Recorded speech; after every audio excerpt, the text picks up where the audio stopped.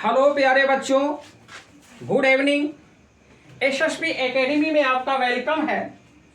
आज बहुत ही महत्वपूर्ण टॉपिक आपको बताया जाएगा और ध्यान से समझने की कोशिश करिएगा। You should listen every sentence and every word carefully. बच्चे काफी परेशान हो जाते हैं डबल पार्ट्स ऑफ स्पीच। आप पार्ट्स ऑफ स्पीच जानते हो, double parts of speech and non finite verb.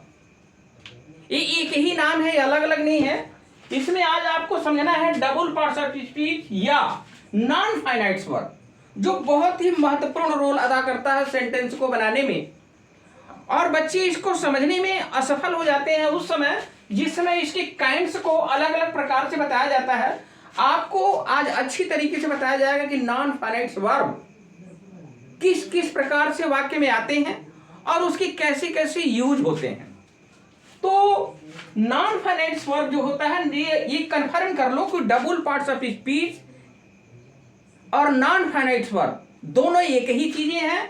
और ये double parts of speech and non finite verb ये तीन प्रकार के होते हैं, पार्टिसिपल, जिरंड और इंफिनिटिव। कितने प्रकार के होते हैं? तीन प्रकार के होते हैं।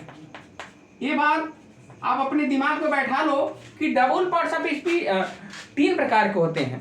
पार्ट्स ऑफ स्पीच आप जाते हो तो आपको 8 प्रकार मिलते हैं, लेकिन डबल पार्ट्स ऑफ स्पीच में जाते हो तो 3 प्रकार के मिलते हैं। और ये तीनों का नाम आपको बताया जा रहा है, पार्टिसिपल, जिरंड और इंफिनिटिव। और आपको खास रूप से बता देते हैं कि पार्टिसिपल की जो हिंदी होती है वो खाते हुए पीते हुए, जब प्रेजेंट पार्टिसिपल में जाएंगे आप खाते हुए पीते हुए या कर्पस।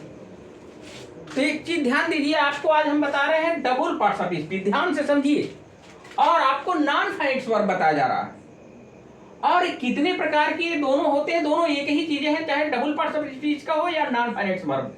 3 प्रकार के होती हैं और बता दिया गया, पार्टिसिपल, जिरंड और इंफिनिटिव। ओके, तो आज हम आगे प्रथम रूप से आप चर्चा करेंगे किसके ऊपर? पार्टिसिपल के ऊपर। पार्टिसिपल 3 प्रकार के होते हैं। ये आपको अन्य वीडियो में भी हम पढ़ाए हैं, बता भी देंगे आगे। पार्टिसिपल 3 प्रकार के होते हैं, प्रेजेंट पार्टिसिपल, पास्ट पार्टिसिपल और परफेक्ट पार्टिसिपल। आइए समझते हैं सेंटेंस के माध्यम से। Seeing a lion, seeing a lion यानी शेर को देखकर, या तो कर लगाएंगे या ते हुए करके आप लगाते हैं। शेर को देखते हुए राम रैन अवे कर गया, ये भाग गया। तो यहां जो आपका आया है देखते हुए या देखकर, यह जो आपका क्या है? ये प्रेजेंट पार्टिसिपल है। क्या है भाई? प्रेजेंट पार्टिसिपल, प्रेजेंट पार्टिसिपल है। ये प्रेजेंट पार्टिसिपल है। और इसमें आपका नॉन फाइनाइट वर्ब जो है आपका, ये पार्टिसिपल क्या है? ये आपका पार्टिसिपल है। क्या है? यही आपका प्रेजेंट पार्टिसिपल। यहां से ना समझ करके आप यहां से समझने की कोशिश करो। ये आपका कौन सा दिया है? Present participle, present participle. ठीक है। और एक चीज और ध्यान दीजिएगा कि नॉन फाइनाइट वर्ब जो होता है उसका कर्ता के नंबर और पर्सन से कोई मतलब नहीं होता। एकदम ये बात को आप दिमाग में बैठा लो कि नॉन फाइनाइट वर्ब बिल्कुल फ्री होता है। उस सब्जेक्ट के नंबर और पर्सन से उसको कोई मतलब नहीं। फाइनाइट वर्ब में ऐसा होता है। ये नॉन फाइनाइट वर्ब आप पढ़ रहे हो तो यहां पर seeing a lion, Ram ran away. तो अब आपका ये जो सीइंग दिया गया है, सीइंग आपका क्या है यहां पर? ये नॉन फाइनाइट वर्ब है। तो प्रेजेंट पार्टिसिपल में है, नॉन फाइनाइट वर्ब हुई। अगला है आई सा हिम डांसिंग, मैंने उसको नाचते हुए देखा। तो मैंने उसको नाचते हुए देखा, ते हुए, ये दिस इज पार्टिसिपल। कौन सा पार्टिसिपल है? प्रेजेंट पार्टिसिपल है, ते हुए। और यहां जो आपका दिया गया है बीइंग हंग्री ही एट टू मच, यानी बीइंग हंग्री आईएनजी लगा रहता है। ये प्रेजेंट पार्टिसिपल में यहां देखिए एक चीज यार ध्यान दे दीजिएगा, यहां पे आईएनजी भी हो जाता है, सेकंड फॉर्म भी, थर्ड फॉर्म भी हो जाता है, और आपका थर्ड फॉर्म से पास्ट पार्टिसिपल भी बनता है। तो आज आपको सिर्फ समझना है पार्टिसिपल। तो पार्टिसिपल में आपका प्रेजेंट पार्टिसिपल जो है वो ते हुए करके आता है, खाते हुए, पीते हुए, सोते हुए। तो ये जो आईएनजी लगा के लगा है ते हुए, ये हमारा क्या है? पार्टिसिपल। अभी प्रेजेंट पार्टिसिपल कहलाएगा। आई सा हिम डांसिंग, मैंने उसको नाचते हुए देखा, ये आपका कौन सा कहलाएगा? ये आपका प्रेजेंट पार्टिसिपल कहलाएगा। कौन सा पार्टिसिपल कहलाएगा भाई? Present participle. क्यों? क्योंकि इसकी हिंदी ते हुए से करके आ रहा है। किससे आ रहा है? ते हुए। आई सा हिम डांसिंग। ओके। अब यहाँ पे बीइंग हैंग्री, ये बी का रूप है, आईएनजी लगा है। बीइंग हैंग्री, भूखा होकर, भूखा होने पर ही एट टू मच, तो ये आपका बना प्रेजेंट पार्टिसिपल। अब जो तीसरा आप पढ़ रहे हो यहां अगला जो देख रहे हो, I found a lost pen, मैंने एक खोई हुई पेन पाया।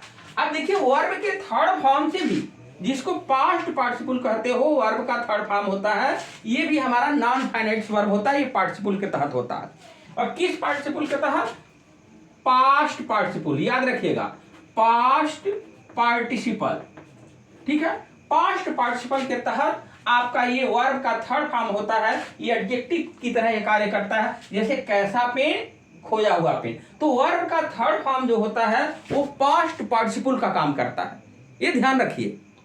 वर्ब में आईएनजी लगाते हैं, जिसकी हिंदी ते हुए होता है, कर पर होता है, तो प्रेजेंट पार्टिसिपल होता है।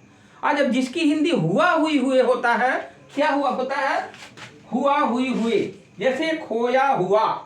अब ये खोया हुआ पेन, कैसा पेन? खोया हुआ। तो जिसकी हिंदी हुआ हुई हुए होती है वो हमारा कहलाता है पास्ट पार्टिसिपल।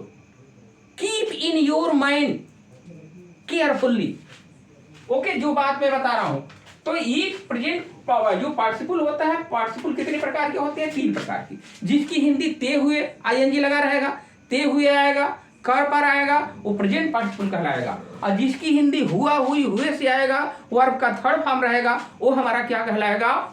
Past participle. और तीसरा जो होता है आपका, ये परफेक्ट पार्टिसिपल होता है। हैविंग लगा करके वर्ब का थर्ड फॉर्म जब दिया जाता है, ये जो प्रक्रिया है, हैविंग रिटेन अ लेटर, पत्र लिख लेने के बाद या पत्र लिखकर, कर पर आ जाता है या बाद पश्चात आ जाता है। तो ये जो हैविंग लगा करके वर्ब का थर्ड फॉर्म लिख रहे हो, ये कौन सा पार्टिसिपल कहलाता है? ये परफेक्ट पार्टिसिपल कहलाता है। कौन सा? Perfect participle. तो परफेक्ट पार्टिसिपल की खासियत क्या होती है? हैविंग लगा करके वर्ब का थर्ड फॉर्म। तो आज से आप अपने दिमाग में बैठा लो कि पार्टिसिपल जो होते हैं, पार्टिसिपल, वो पार्टिसिपल कितने प्रकार के होते हैं? 3 प्रकार के। ये प्रेजेंट पार्टिसिपल, और यहां आपका दिया गया है पास्ट पार्टिसिपल, और ये जो आपका है ये परफेक्ट पार्टिसिपल। तो इसकी हिंदी ते हुए करके आता है प्रेजेंट पार्टिसिपल का, या कर पर होता है। पास्ट पार्टिसिपल की हिंदी कैसे आती है? हुआ हुई हुए करके आता है। ना समझ में आए तो यहां पर आप नोट कर लीजिएगा, हुआ हुई हुए, हुआ हुई हुए, ये बात अपने दिमाग में आप बैठा लो। पास्ट पार्टिसिपल की हिंदी जो होती है हुआ हुई हुए होती है। ओके, अब यहां पर जो आपका लिखा गया हिंदी अर्थ क्या आएगा? हैविंग रिटेन अ लेटर, एक पत्र लिख लेने के पश्चात वह सो गया। ठीक है, तो परफेक्ट पार्टिसिपल में क्या होता है? एक कार्य के बाद दूसरे कार्य में थोड़ा समय लगता है। प्रेजेंट पार्टिसिपल में एक कार्य के बाद दूसरे कार्य में समय नहीं लगता, ये भी ध्यान रखिएगा। सीइंग अ लायन कमा ही रैन अवे, तो इसमें समय नहीं लगता है। लेकिन परफेक्ट पार्टिसिपल में क्या होता है? समय लगता है, क्योंकि पत्र लिखने के बाद तुरंत तो नींद आएगी नहीं भाई, 10 मिनट, 15 मिनट, 20 मिनट लगेगा। तो एक कार्य के बाद जब दूसरे कार्य में थोड़ा समय लगता है, तो हमारा क्या कहलाता है? Perfect participle. और हुआ हुई हुए जो होता है, ये हमारा क्या कहलाता है? Past participle. ये नीट एंड क्लीन आप समझ जाइए। और परफेक्ट पार्टिसिपल में एक और बात आता है, हैविंग लगा के जब बीन लिखा जाता है, ठीक है, तो ये कहा जाता है पैसिव का। ये परफेक्ट पार्टिसिपल के पैसिव का रूल है। तो ये परफेक्ट पार्टिसिपल आपका कहलाएगा, ये भी, ये परफेक्ट पार्टिसिपल। ओके, बड़ा ही महत्वपूर्ण नियम है। अगर इसको आप समझने की कोशिश करोगे, शॉर्टकट में समझने की कोशिश करोगे, तो आपको बहुत ज्यादा विशेष बातें नहीं समझ में आ पाएंगी। आप डिटेल में सारी चीज का अध्ययन करने की कोशिश करो, आपको सारी चीजें क्लियर हो जाएंगी। तो आपको सिर्फ इतना याद रखो कि नॉन फाइनाइट वर्ब कितने प्रकार की होती हैं? 3 प्रकार की होती हैं। पहला होता है पार्टिसिपल। पार्टिसिपल कितने प्रकार का होता है? 3 प्रकार का, present participle, past participle, perfect participle. Okay, सारे एग्जांपल्स मैंने यहां दिए हैं। और ये परफेक्ट पार्टिसिपल में जाएंगे तो एक एक्टिव का रूल आता है, पैसिव का। एक्टिव और पैसिव में अंतर क्या हो जाता है? थोड़ा बीन इसमें लग जाता है। यानी यहाँ कहने वाला having been beaten by the teacher, यानी अध्यापक के द्वारा पीटे जाने पर ही फेल्ट सॉरी, उसको खेद महसूस हुआ, वो दुखी हुआ। दूसरा जो आपका है जिरंड, ये नॉन फाइनाइट वर्ब है या डबल पार्ट्स ऑफ स्पीच में से एक है। ठीक है, तो ये जिरंड जो होता है ये भी वर्ब के आईएनजी से बनता है। वर्ब प्लस क्या होता है? भी प्लस आईएनजी। लेकिन इसकी हिंदी नानी ने होता है। प्रेजेंट पार्टिसिपल की हिंदी नानी ने नहीं होता, इसकी हिंदी ते हुए या कर पर होता है। इस बात को ध्यान में रखिएगा। और यहां पर जो आपका जिरंड दिया गया है, ये जिरंड जो वर्ब में आईएनजी है, इसकी हिंदी नानी नहीं होता। एग्जांपल में आप देखिए, walking is good for health. Walking is good for health. टहलना स्वास्थ्य के लिए क्या है? गुड है, अच्छा है। टहलना, इसकी हिंदी क्या आई? टहलना, टहलना। अब नानी ने आया, अब ये नानी ने आया जिसकी हिंदी आई तो, और वर्ब में आईएनजी लगा है तो हमारा क्या है? वो ध्यान लगा के समझिए, वो हमारा है जिरंड। ओके, अब ये जिरंड कौन सा काम कर रहा है ये आप ध्यान देने की कोशिश करेंगे। ये सब्जेक्ट का काम कर रहा है। लेकिन एक बार ध्यान दीजिए कि नॉन फाइनाइट वर्ब जो होता है वो कर्ता के नंबर और पर्सन के अनुसार कभी चेंज नहीं होता। ये दिमाग में आप बैठा लो, क्या बोल रहा हूं मैं? क्योंकि जो क्रिया कर्ता के नंबर और पर्सन के अनुसार नहीं बदलती है वो हमारी कहलाती है नॉन फाइनाइट वर्ब। और जो क्रिया, याद रखिए, और जो क्रिया कैसे बदलती है? जो क्रिया कर्ता के पर्सन और नंबर के अनुसार बदलती है वो हमारी फाइनाइट वर्ब कहलाती है, यानी पूर्ण क्रिया। तो हमें आपको पूर्ण क्रिया के बारे में अभी हम नहीं बता रहे हैं, अभी हम आपको नॉन फाइनाइट वर्ब यानी अपूर्ण क्रिया के बारे में आपको चर्चा दिया जा रहा है। तो यहां पर जो walking is good for health, यहां पर ये जो जिरंड आया है, जिरंड कौन सा काम कर रहा है? Subject. Subject to a verb का काम कर रहा है। इस क्रिया का क्या है? वॉकिंग सब्जेक्ट है, यानी जिरंड कौन सा काम कर रहा है? सब्जेक्ट का। दूसरा सेंटेंस देखो ध्यान से, स्टॉप शाउटिंग, चिल्लाना बंद करो, इंपरेटिव सेंटेंस है। तो इसमें आईएनजी जिसमें लगा है, आईएनजी किसमें लगा है? इसमें लगा, चिल्लाना। क्या ये जो चिल्लाना आपका आया है, ये जो रोना है, चिल्लाना है, ठीक है, इसमें स्टॉप यानी तुम चिल्लाना बंद करो, तो आवाज करना बंद करो। तो ये प्यारे बच्चों ये समझने की कोशिश करो कि आपका जिरंड कैसे लगता है वर्ब में जब आईएनजी लगाते हो और उसकी हिंदी नानी ने बनता है तो क्या कहलाता है? वो जिरंड कहलाता है। और देखिए वाक्यों में ये सब्जेक्ट का काम कर रहा है। यहां देखो किसका काम कर रहा है? यहां ऑब्जेक्ट का काम कर रहा है। किसका? ऑब्जेक्ट का। ऑब्जेक्ट टू ए वर्ब, किस वर्ब का? स्टॉप वर्ब का जिरंड क्या बन गया? ऑब्जेक्ट बन गया। इसमें छिपा हुआ जो कर्ता आपका यू होता है, ये आप जानते हो इंपरेटिव सेंटेंस का जो रूल है।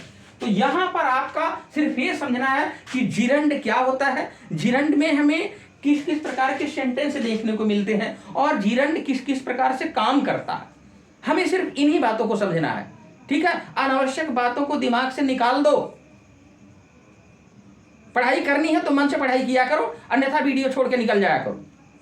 तो ये आपका स्टॉप शाउटिंग, ये स्टॉप शाउटिंग जो है ये सेंटेंस कैसा है हमारा? This is the imperative sentence, okay. और जो gerund, gerund is the doing the work of object. और जो जिरंड कौन सा काम कर रहा है? दिस इज ऑब्जेक्ट का काम कर रहा है। ये जो थर्ड आपका दिया गया है, यहां देखिए, he is fond of reading novels, वह उपन्यास पढ़ने का शौकीन है। नानी ने आ गया, पढ़ने का, कहां आईएनजी लगा है भाई? ये पढ़ने का, पढ़ने, नानी ने। तो ये क्या है? ये क्या है? ये ऑब्जेक्ट है, ये ऑब्जेक्ट टू ए प्रीपोजिशन है, ये ऑब्जेक्ट टू ए प्रीपोजिशन। समझो ध्यान से, क्यों?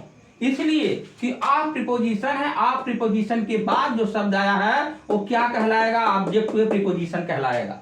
किसी प्रीपोजिशन के बाद आईएनजी लगा है और उसकी हिंदी नानी ने हो रही है तो ऑब्जेक्ट टू ए प्रीपोजिशन कहलाएगा। किसी प्रीपोजिशन का जीरंड क्या कहलाएगा, ऑब्जेक्ट कहलाएगा।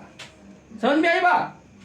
आगे देखो, अब यहां जो तीसरा है, ये जो आप देख रहे हो ही इज फाउंड आउट, तो ये जो आप है इसका ये ऑब्जेक्ट। ओके, अब what I hate is telling a lie, यानी व्हाट आई हेट, मैं जो हेट करता हूं वो क्या है, हेट करना मेरा, वो मेरा है टेलिंग अ लाई, झूठ बोलना, यानी झूठ बोलने से मैं घृणा करता हूं।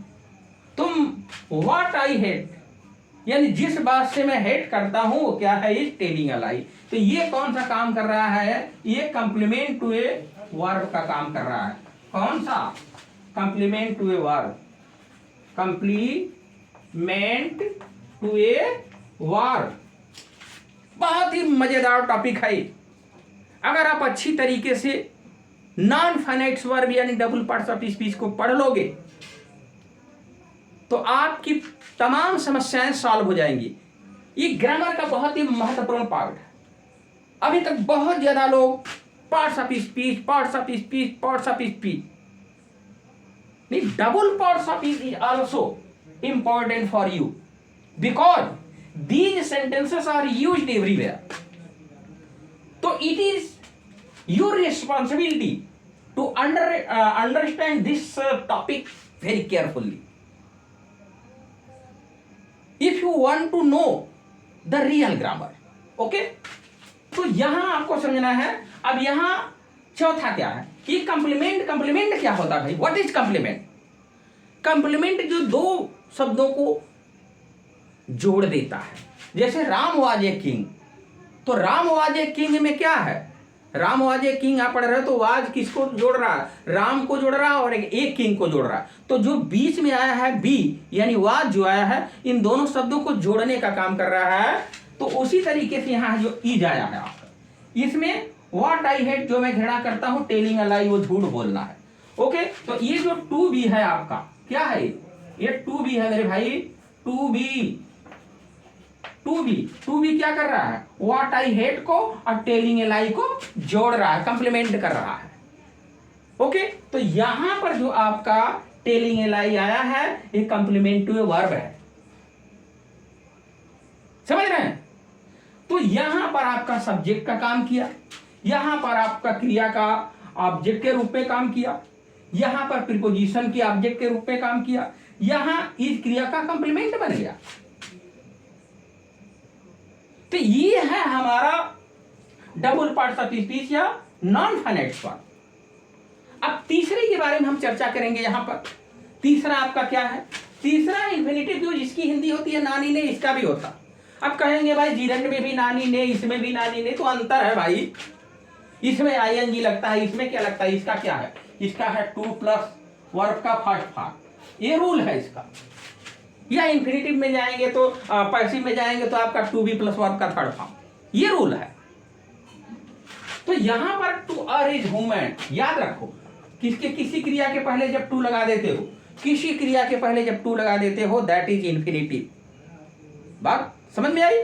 तो अब यहां पर आपको टू आर का मतलब गलती करना, बहुत ही महत्वपूर्ण ये सेंटेंस है। बोला जाता है to err is human, to forgive is divine, ऐसे भी आगे भी सेंटेंस होता है, टू फॉरगिव इज डिवाइन, यानी इसका मतलब होता है कि गलती करना मानवीय है और क्षमा करना दैवीय है। तो यहां पर जो आपका काम कर रहा है, हमें जो बताना है वो हमें इंफिनिटिव बताना है। इंफिनिटिव कौन सा कार्य करता है वाक्य में।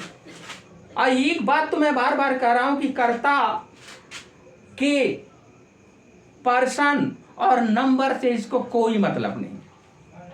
ओके, तो यहां पर टू अर जो है ये वर्ब का फर्स्ट फॉर्म आया, टू है और प्लस वर्ब का फर्स्ट फॉर्म है। समझ रहे हो कि नहीं समझ रहे हो ये बात? तो ये हमारा कौन, इस क्रिया का क्या कहलाया, ये सब्जेक्ट बन गया। इस क्रिया का इंफिनिटिव क्या बन, सब्जेक्ट। यानी नानी ने इसकी हिंदी, यानी क्या क्या समझा रहा है, कह रहा है कि गलती करना, ये शायद अलेक्जेंडर पोप की बड़ी महत्वपूर्ण लाइन है। तो टू अर इज ह्यूमन, गलती करना मानवीय है, टू फॉरगिव इज डिवाइन। यहां भी इन्फिनिटिव है, ये भी इस क्रिया का सब्जेक्ट है। तो इन्फिनिटिव एक सब्जेक्ट का भी कार्य करता है वाक्य में। दूसरी चीज देखिए, आई वॉन्ट टू गो, मैं जाना चाहता हूं। क्या नानी ने इसकी हिंदी यार, जैसे ये गलती करना, नानी ने ये गलती करना जो कहते हो, गलती करना, नानी ने आया कि नहीं आया? अब यहां क्या है आपका, आई वॉन्ट टू गो, मैं जाना चाहता हूं, मैं जाना। ये जाना में क्या है, नानी ने आया कि नहीं आया? मैं जाना चाहता हूं, लेकिन अब यहां काम कौन सा कर रहा है? इन्फिनिटिव का क्या रोल है सेंटेंस में? तो यहां पर बताओगे कि ये ऑब्जेक्ट टू ए वर्ब। क्यों?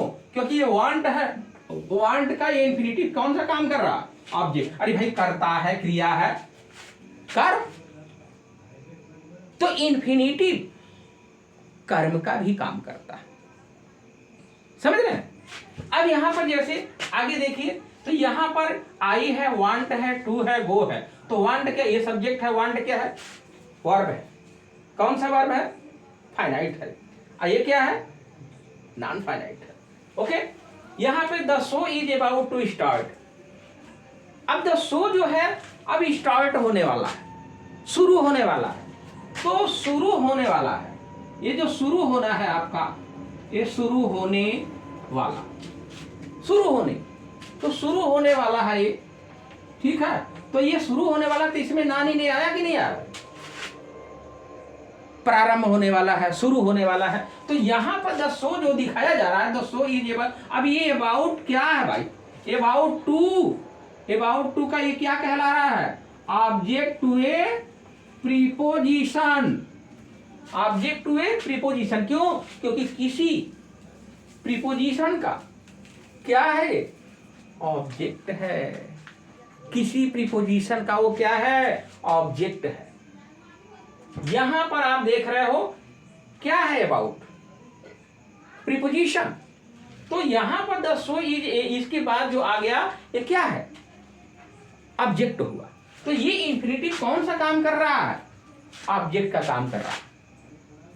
तो सेंटेंस में देख रहे हो इन्फिनिटिव सब्जेक्ट का काम कर रहा है, ऑब्जेक्ट का काम कर रहा है, ऑब्जेक्ट टू प्रीपोजिशन हो जा रहा है। यहां देखो कंप्लीमेंट का भी काम कर रहा है। क्या गजब का रोल है इसका। माई ओनली एम्बिशन, मेरी एक ही महत्वाकांक्षा है, is to be a doctor होना। यानी वो कह रहा है कि मेरी इच्छा है, मेरी महत्वाकांक्षा है एक डॉक्टर होने की, डॉक्टर होने की, होने की। ये नानी ने जो आप देख रहे हो क्या है? इन्फिनिटिव। तो अब आप इस सेंटेंस के माध्यम से आप समझने की कोशिश करोगे कि डबल पार्ट्स ऑफ स्पीच कितने प्रकार के होते हैं। मैं सिंपल में एक बार आपको बता देना चाहता हूं। अगर कोई पूछे कि डबल पार्ट्स ऑफ स्पीच, मैं सिखा के आपको छोड़ूंगा, ये दावा है। Okay, double parts of speech कितने प्रकार के होते हैं भाई? 3 प्रकार की। वही चीज है। नॉन फाइनाइट वर्ब कितने प्रकार के होते हैं? 3 प्रकार। ये दोनों चीजें एक ही है भाई। कितने प्रकार की होती? 3 प्रकार का। क्या क्या? Participle, gerund, infinitive. क्या? पार्टिसिपल, जिरंड और इंफिनिटिव। अब इनके जो प्रकार आपके दिए गए हैं, मैं फिर एक बार बता देता हूं कि पार्टिसिपल कितने प्रकार के होते हैं? 3 प्रकार के। प्रेजेंट पार्टिसिपल, प्रेजेंट पार्टिसिपल में जाएंगे तो हिंदी क्या होगा?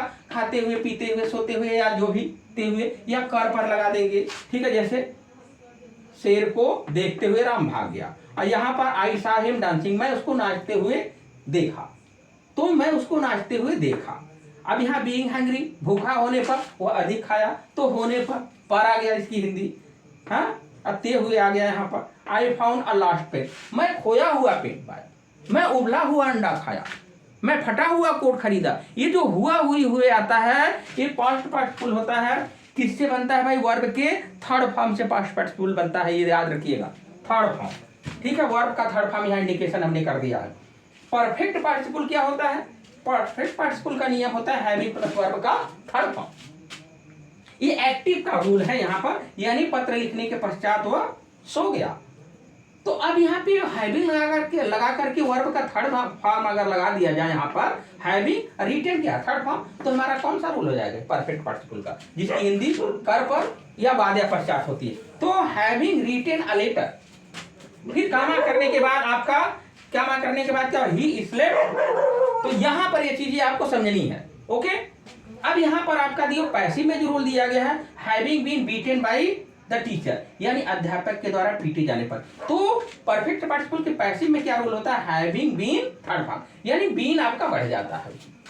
इसकी भी हिंदी वही होती है, यानी पीटे जाने अध्यापक के द्वारा पीटे जाने के पश्चात वह खेद महसूस किया। यहाँ देख रहे हैं आपका walking is good for health, टहलना क्या है स्वास्थ्य के लिए अच्छा है। यहाँ क्या है स्टॉप शाउटिंग, चिल्लाना बंद करो, यहाँ भी नानी ने, यानी जिरंड में वर्ब में आईएनजी रहेगा, इसकी हिंदी नानी नहीं रहेगा। तो ये आपका टहलना हो गया, ये आपका चिल्लाना हो गया, ये आपके पढ़ना हो गया, ये आपका झूठ बोलना हो गया। और इसी तरह का ये भी बनता है, बस इसमें अंतर होता है वर्ब का ये टू प्लस वर्ब का फर्स्ट फॉर्म होता है। जैसे गलती करना मानवीय है, आई वांट टू गो, ये जाना, मैं जाना चाहता हूँ।